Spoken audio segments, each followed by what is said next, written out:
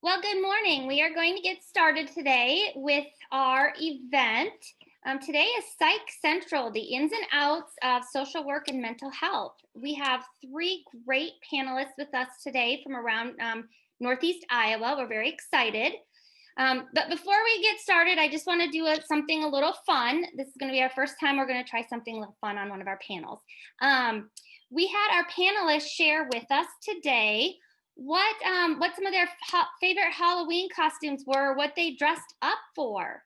So Erin's favorite costume was for Halloween was an ice cream cone, very fun. Randi dressed up as Baby Spice from the Spice Girls one year. I bet that was interesting to have her and all of her friends dressed up. And Jennifer was a spider in a spider web this year. I love that. Simple, but very effective for Halloween. So if you guys wouldn't mind, those of you that are logged in, if you could just put in the chat box maybe what your favorite costume was or what you dressed up for as Halloween, just something fun to see, to know that we're all together on this webinar, even though we are not in person. Let's give you a few moments to place something in the chat box. If you wanted to share with us, that would be great while the final folks are logging in.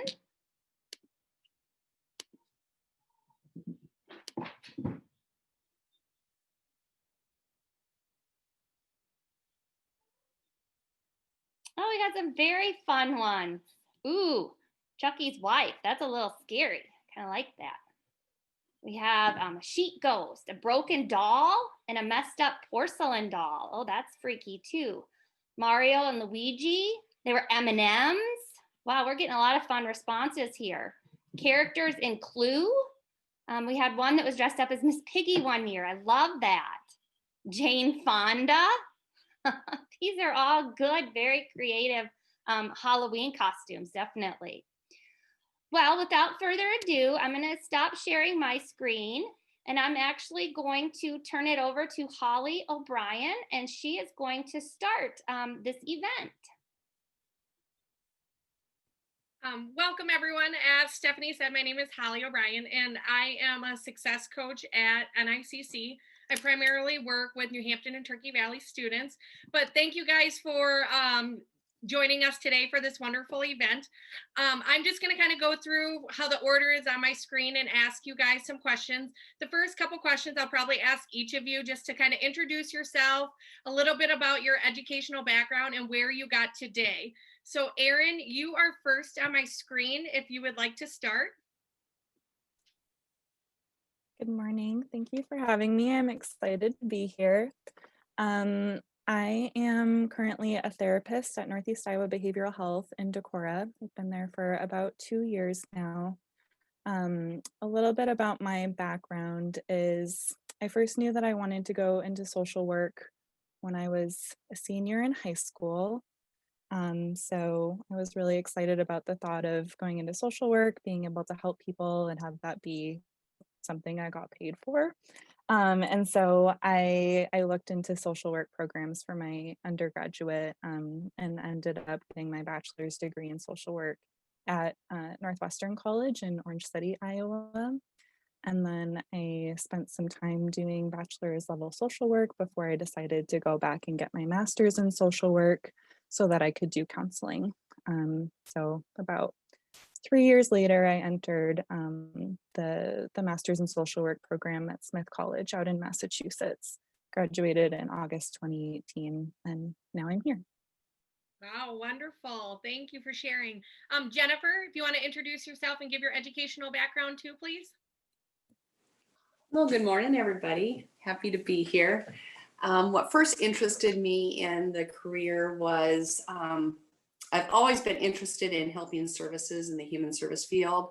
Back in the day after high school, I went to school, got my medical assisting degree, and I ended up then going into the Air Force. Coming out of the Air Force and being a Desert Storm veteran, I knew the importance of mental health, self-care. And so I then redirected my focus to mental health services. So I then continued with my education and I went to NICC, got the human service 2-year associate's degree. And then I moved on to Upper Iowa to get my bachelor's and then master's in human services and criminal psych.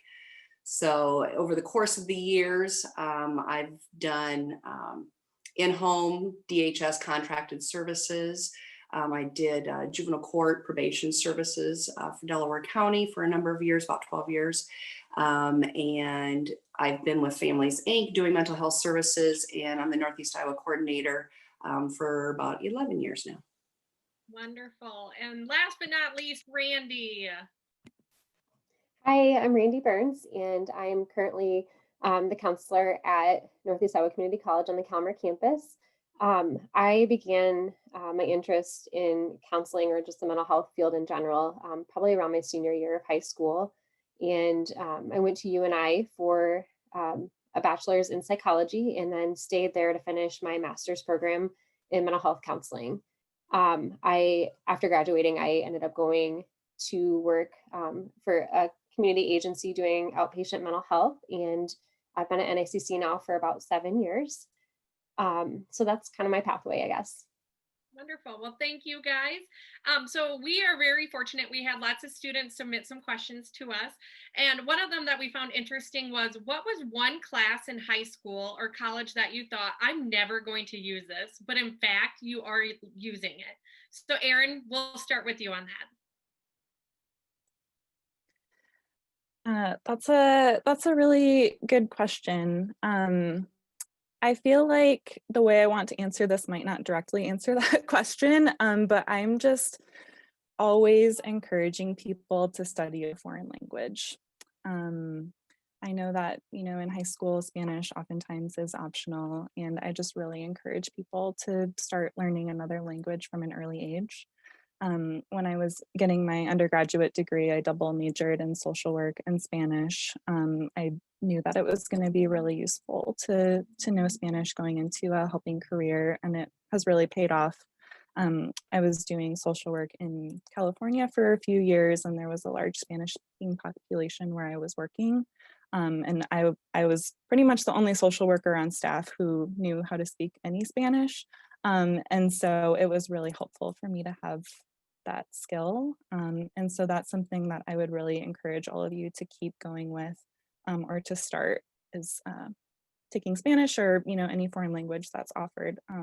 It can only help in any future career, I think. Yeah, that's very good to know. I know as a coach, I have a lot of that conversation with students. Should I take it or drop it? So good to know that it would come in handy down in the road. Absolutely. How about you, Jennifer? Do you have a class that stands out to you? To piggyback on the foreign language, I do believe that a lot of the mental health field, social work, it does require some sort of foreign language, even if it's American Sign Language. For me, one of the first things that came to mind was writing, any kind of high-level writing. There is a ton of documentation, treatment plans, discharges, assessments that we do that requires high-level writing, having good writing skills. I always loved writing, so to me, going into the mental health field was a no-brainer. One of the ones that I've never been a fan of is math courses, and specifically statistics. Oftentimes in our field, we do a lot of statistical data. We talk about local epidemiological data, local epidemiological work groups. I'm a part of 3 county different local epidemiological work groups. We use that data as we work with public health, and we talk about community needs assessments, gaps in our communities. We also use this data to write grants. We use this data to check and balance our programs and what we're doing. So again, statistics, it's a big one. Didn't think I'd use it, but I do use it all the time. Oh, also for budgeting purposes, whether you're a director supervising programs, looking at caseloads, yeah, the math, statistics, and writing. Awesome. Well, thank you for that. Randi, what do you think is the most satisfying or fulfilling part of your job? I think, anybody in the mental health field would probably have a similar response, but I think just being able to hear and be a part of somebody's story and journey to positive change, or even just being able to support somebody through a challenging time, that's, I find, very rewarding. And I guess having somebody trust you with really important and very personal information, and being able to use that information to kind of help support them through their challenges. Great. Erin, do you have anything you'd like to piggyback off of what you find is most fulfilling about your role?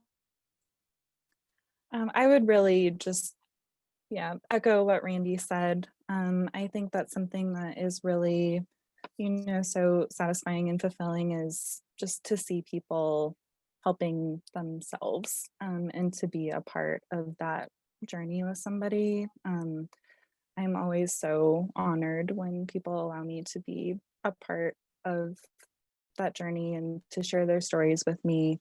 I think that it's really special and a really great opportunity for both of us to kind of embark on that together. But I really don't take a lot of credit when people make progress, because I really think that it's all them. I'm just along for the ride. Absolutely. I think now more than ever that mental health is an important awareness for everybody to make sure that they're taking care of themselves. Jennifer, we also had the question of what is the hardest and most challenging part of your job? A student specifically asked, how do you keep yourself composed when you are listening to a student spill their pent-up emotions? That's a very, very, very good question. One of the hardest things I think about my job is not necessarily with the clients, but sometimes with our systems that we have to navigate and work through, whether it's insurance systems, whether it's dealing with the changes of Department of Human Services or our judicial branch, law enforcement, and how sometimes they may look and perceive things differently than a different officer, or judges, juvenile court probation officers. So again, maybe it's navigating some of those systems. I always say at the end of the day, as long as I've done the best I could with what I had, I've got to let it go, And so that's probably one of the biggest frustrations. I'm really not frustrated with clients. Clients are either there to be engaged in the process of change, and sometimes they're not. Sometimes they're just there to vent, regroup, and move on. As far as the emotional component, I think for me personally, it's okay to have some raw emotion. If I've got a client that's completely breaking down, shaking, having anxiety, if I'm stone cold, that's not going to be advantageous at all for the session. Now, am I going to be completely losing it? No, hopefully not. If I get myself to that point, then I know that I'm really not probably in the best frame of mind to be doing with that session. So maybe it's then just taking a deep breather, taking a break, going and refilling our coffee cups, going and refilling, our water bottles. I think, again, we're human. So to have that human, real, raw emotion, I think is okay. The session is about the client. It's not about me. So oftentimes I am planning and preparing going into things. Of course, you can never completely plan and prepare. There's always that something that can pop up in a session. And again, it might just be for me, just kind of regroup. Maybe I'm going and grabbing a box of tissues and I'm kind of going through my mind like, okay, a little bit of high five, deep breathing, kind of do a grounding exercise real quick in my head, regroup and come back to session. So again, I think we're human. Having feelings and emotions is okay. We just keep it in check. I talk about the daily balance with my staff of making sure we're doing self-care for ourselves so that we can continue to move forward to help our clients. Awesome. I love that answer to it, that self-care and being a human. Sometimes you just can't be that robot to them and everything. So very good to know. Randy, what kind of strategies do you use to engage with your clients? I think the most important thing in engaging with clients is just really being yourself. And I think clients can see through when we try to, put off a different, image of ourselves. I think it's just important to be a good listener, to be open-minded, because sometimes we're going to hear things that don't necessarily correlate with our own values or the way that we live. And so I think just making sure that you really support the client and kind of hear their story. Like Jennifer said, it's not about us and it's not about what we hope for them to accomplish in counseling. It's about what they come to us with. And so really just meeting the person where they're at. Awesome. Thank you. Erin, do you have anything that you want to add into how you engage with your clients? That last phrase that Randy shared is something that we hear all the time in social work and mental health counseling, meeting the client where they're at. And I would just really, echo again what Randy said about showing up, being present with somebody, being authentically yourself. Ultimately, that we call it the therapeutic alliance between the counselor and the client. That's ultimately what's the most helpful. Usually in any, counseling relationship, is having someone there who is gonna have your back and see where you're coming from and just kind of unconditionally support you while also holding you accountable. Awesome. Thank you. Jennifer, what do you do when you and a client kind of disagree on your messaging or what you're trying to help them accomplish? Well, again, it's meeting my client where they're at. It's their time, it's their session. If it's possibly going back and relooking at the treatment plan and changing some goals and objectives. But again, it's not my job to really offer an opinion. It's my job to plant seeds of engagement, mental health seeds of engagement, and have them foster the growth. I always say clients are the ones who do the work. I plant the seeds, lead them down the path. They're the ones that work and foster the growth. Are there times where maybe there's a miscommunication? Absolutely. Again, we're only human. I'd say, building rapport with a client, if there is a miscommunication, you're able to regroup and, like I said, work through that and discuss that. Oftentimes that maybe happens more in larger, like family sessions, where there's maybe a miscommunication. I would think one-on-one, it doesn't happen quite as much. Again, probably our number one tool that we're using all the time is there's more listening than talking. Wonderful. Thank you. Randy, so this one you might be able to relate to a lot. A student asked, like, what benefits, or are there anything specific for students in like high school or in college that they can do to better their mental health and get these support systems out there for them? So I think, if someone is struggling with mental health, I think the earlier that you can find support and resources, the better. Oftentimes in high schools or any schools, there's going to be school counselors in place. Some schools have additional supports. Some schools have mental health counselors in place. Some counselors also have liaisons or social workers in place too. So, know your resources. And in the college setting, most college settings do have some sort of mental health connection, whether it's a counselor on campus or a contract with a community agency. And so I think, reaching out right away when things start, because I think early intervention has shown to have the best results for people as they're experiencing kind of beginning stages of mental health symptoms. So. Awesome. Thank you for that. It's good to know that there's some resources out there for students alike. Erin, how about for adults? Do you know about like businesses offering different opportunities for their employees or just for their family members to come and get those support systems available to them? Yeah, it definitely depends, workplace to workplace, but a lot of places will offer some sort of employee assistance program where they'll connect employees or family members to maybe like a limited number of mental health counseling sessions. So that's something to always look into. A lot of people don't know that that's something that's available to them through their employer.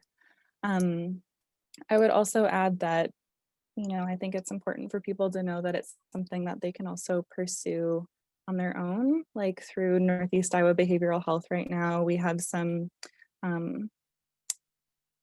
opportunities available because of the pandemic where people can actually come and get, I think, 3 free sessions with us, just kind of a little tune-up, figure out some self-care, help getting through this difficult time. So there are definitely opportunities out there.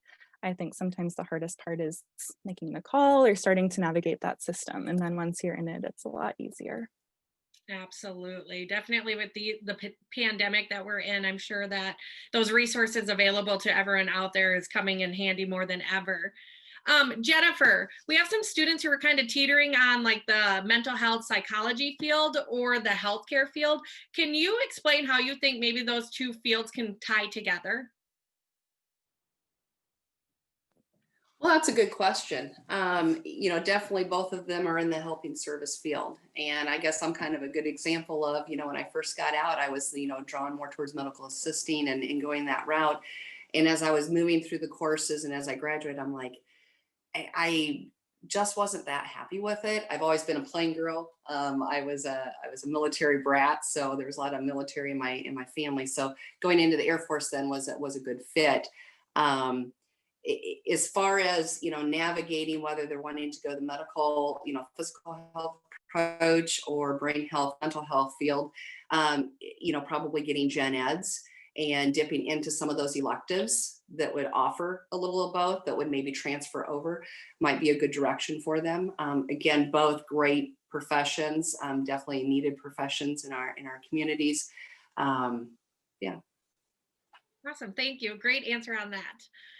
Randy, so I know like mental health years in the past, it wasn't really talked about. People didn't really focus on it. And now we're starting to shine a little more light on that. Where do you see the social work psychology field in the next 5 years? I do agree with you. I mean, I think there's definitely still a lot of stigma out there in regards to mental health and even seeking support through counseling or medication. But I do think that we're headed in the right direction. I think the conversation has been brought up in a lot of areas, maybe where we haven't previously seen the conversation. I know it's a huge conversation at the college right now, in our politics. It's in a lot of places that maybe it wasn't before, and we see services getting connected with people sooner. And I know there's still a lot of struggle, I think, with our mental health system, but I do think that maybe we're headed in the right direction. So I'm hopeful. Yeah, absolutely. I think just the more awareness that we're bringing and events like that to educate students on these opportunities is fantastic. Erin, in that same breath, I think it's kind of clear that maybe there's that stigma or people think it's broken. What are you doing, or how do you think people are working together to fix that stigma and bring these opportunities to light for people without kind of that shame that some people feel with it? Yeah, that's a really good question, because the stigma has definitely existed, and I do think that it's something that we continue to push back on. I think that the more that we normalize getting help, the better. I really feel like anybody could benefit from some mental health support. I'm not afraid to say that I'm in therapy myself. I don't know what I would do without my own therapist. And I think that the more that we talk about it and acknowledge that it's a need that all of us have, at least to some degree, I think can only help us to recognize that it's really more common than we think, and something that, should be available to everybody. Awesome, absolutely. Jennifer, do you have anything you want to piggyback on how you think it's going to grow in the next 5 years, or how to kind of break that stigma? I think that with a lot of policies and procedures in place with the workforce and with schools, that they're even more mindful, I think, now about mental health and people's mental well-being. COVID's kind of, if there's a plus side to COVID, it's maybe brought that in a forefront of people being more mindful of taking care of one another, building resiliency. We talk about adverse childhood experiences and the rollout of trauma-informed care and doing a trauma-informed care approach amongst all. I think education is also key. We've come a long ways. Do we have a long ways yet to go? Absolutely. I always say we should be learning something every day and continuing to grow. Awesome, thank you. So I think when people think of like social work or psychology, they think of that engagement and that one-on-one activity with their clients. Randy, is there something that most students probably wouldn't think of that relate to your field that you could shed light on them if maybe they did a job shadow with you? There's something they'd learn? Well, I think, yes, counseling is a big part of my role, but there's a lot of other things. There's a lot of things that we can work together to learn and to teach our clients. So a lot of psychoeducation that we do. It might be on topics that are not even exactly what would seem counseling related. Might be teaching them about things that are important for them to learn beyond, just maybe anxiety reducing techniques and things. So teaching them about substance abuse, how that affects families. We teach them a variety of things. And also a part of my job, something that I wasn't able to do when I was strictly doing counseling. Right now, I'm able to do a lot of presentations in the classroom. Well, maybe not currently, I guess, but Zoom, we can do presentations in the classroom, teach our coworkers about mental health, like mental health first aid, lots of different things that maybe aren't exactly the one-on-one counseling role. So we can advocate in our communities, we can be a part of boards that support mental health. There's a lot of things that we can do outside of our role that I think support the growth and kind of destigmatizing mental health. Does that answer your question? Yeah, no, absolutely. That was fantastic. I just wanted to share, Randi does a great job at the college. She's a part of our student crisis fundraiser. So they even do some engagement activities in the college with the employees and community members to raise money and funds to provide some of those opportunities for our students or other people in our college that need those supports. We're kind of getting here to the wrap up. So I just wanted a couple last questions I want to ask each of you is, Erin, what does mental health mean to you?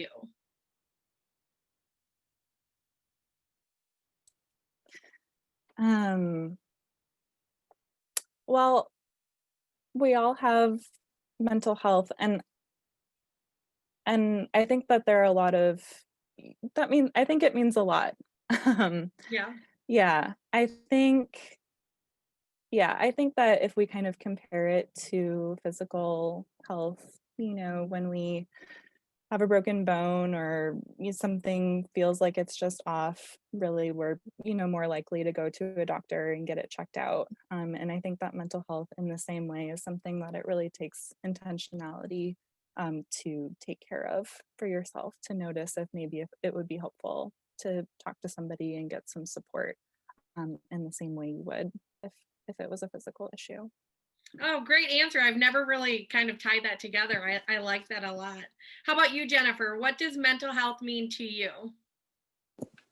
Mental health to me, on a foundation level, emotional well-being. And I think I talked briefly before about, I kind of look at it like a bank account. And there's a check and balance that I think everybody needs to be mindful of on a daily basis, sometimes an hourly basis, depending on where your mental health is currently at.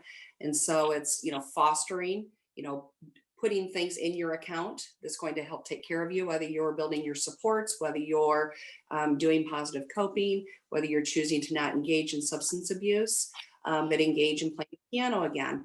And then there's also that depletion where there's things that are being taken out of your account, and that could be caring for a sick loved one. It could be, COVID, multiple hurdles, hiccups, and stressors that maybe deplete our accounts on a daily basis.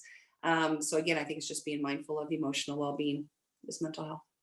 Excellent. Another great example of that. And how about you, Randi? What does mental health mean to you? I would agree with what both Jennifer and Erin have said already. I think, when you look at health overall, I think we're looking at a lot of different components. And I know Erin had mentioned physical health.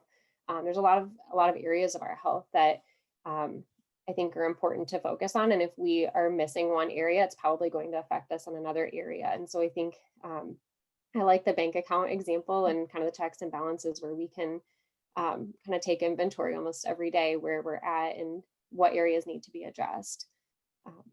So mental health is just a component of that. Yeah, well, great. I want to thank all three of you for attending our panel today. We are at the end of our session. So thank you guys very much. And I hope the students found this very interesting and informative as well. Yeah, and actually, Holly, we have a question in the chat box. So we're just going to ask a quick, I know we might go over 1 or 2 minutes here. We have, is it hard to separate your work life from your personal life? Do you carry heavy loads of emotional baggage due to your job? Does anyone want to take that one? I won't call on anyone, but does anyone want to take on that question? I see Jennifer unmuting herself. I'll take that. That's been a learning process over the course of the years. Early on, I can remember having my phone available 24/7 for law enforcement, the department, the judges. Even when I moved into the juvenile court probation world, same thing. I quickly had to realize that I needed to, at the end of my workday, whatever time that was, that I had to be able again to tell myself that I did the best I could with what I had and to truly let it go. And it's tough because you do in the middle of the night, you'll wake up, or in the morning, I'm maybe showering and getting ready, and I'll think of, okay, now yesterday, could I have done blah, blah, blah. I personally can't live in woulda, coulda, shoulda. It's not going to do a darn bit of good for me. And it's one of the things that on a weekly basis through me and my staff, you know, and I think all of us, you know, when we get together in the professional world, we're always talking about self-care. It is huge. It's one of the biggest burnout professions. It truly is, but it doesn't have to be. Again, having your support people, professional and personal, and doing that daily check-in, check-out for ourselves. Great question. Excellent. Thank you for that. And I think that kind of wraps up the last bit of our questions. So again, thank you everyone for attending our event. And as Stephanie said, this is pre-recorded and we will share it out with other students as well. Yes, thank you all. Thank you.